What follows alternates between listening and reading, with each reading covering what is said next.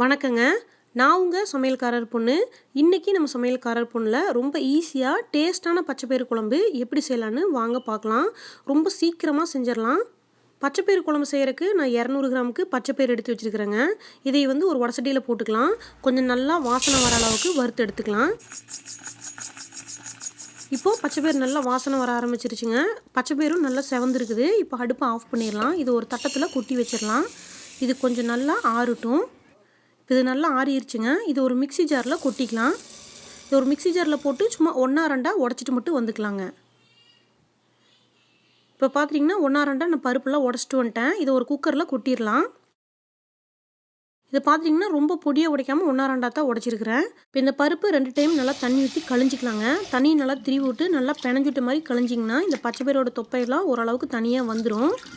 இதை நம்ம கீழே ஊற்றிடலாம். ஒரு 2 டைம் கழிஞ்சிங்கனாவே போதும். இப்போ 2 டைம் நல்லா கழிஞ்சிட்டேன். இந்த தண்ணியை வடிச்சிடலாம் கீழே. இப்போ குழம்புக்கு தேவையான அளவுக்கு தண்ணி ஊற்றிக்கலாம். நான் ஒரு 1.5 லிட்டர் அளவுக்கு தண்ணி பிடிச்சிருக்கிறேன். இப்போ இதில் 1 டீஸ்பூனுக்கு சீரகம், 1/2 டீஸ்பூனுக்கு மிளகும் போட்டுக்கலாங்க.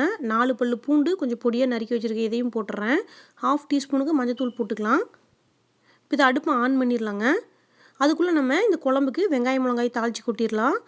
இதில் ஒரு 1/2 டீஸ்பூனுக்கு நல்லெண்ணெய் விட்டுக்கலாம். குழம்புக்கு நல்லெண்ணெய் ஊற்றுங்க, நல்லாயிருக்கு. இதில் கொஞ்சோண்டு கடுகு போட்டுக்கலாங்க.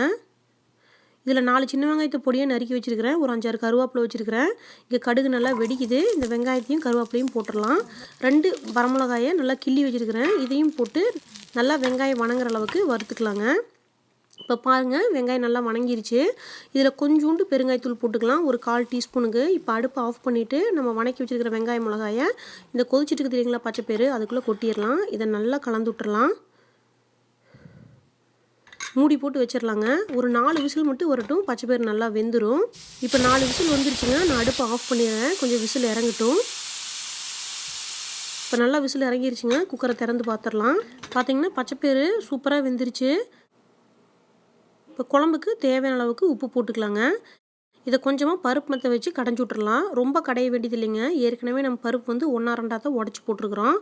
நம்ம அந்த வெந்து நிற்கிது இல்லைங்களா மேலே, அந்த பூண்டு வெங்காயம் அது மட்டும் கரை விடுற மாதிரி கொஞ்சம் கடைஞ்சி விட்ருங்க. இவ்வளோதாங்க, சூப்பராக கடைஞ்சாச்சு. பச்சைப்பயிறு எல்லாமே கடை விட்டுருச்சு. இவ்வளோதாங்க, சூப்பரான பச்சைப்பயிறு குழம்பு ரெடி ஆயிடுச்சு. இதுக்கு சூடாக வெறும் சாப்பாடு போட்டு கொஞ்சம் மேலே நெய் ஊற்றி அப்பளமோ வடகமோ பொரிச்சு வச்சுட்டு சாப்பிட்டிங்கன்னா அவ்வளோ அமிர்தமாக இருக்கும்.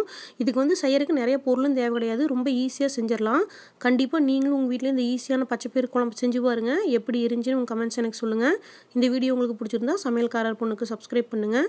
நான் இன்னொரு சூப்பரான வீடியோவோட உங்களை சந்திக்கிறேன். தேங்க்யூங்க.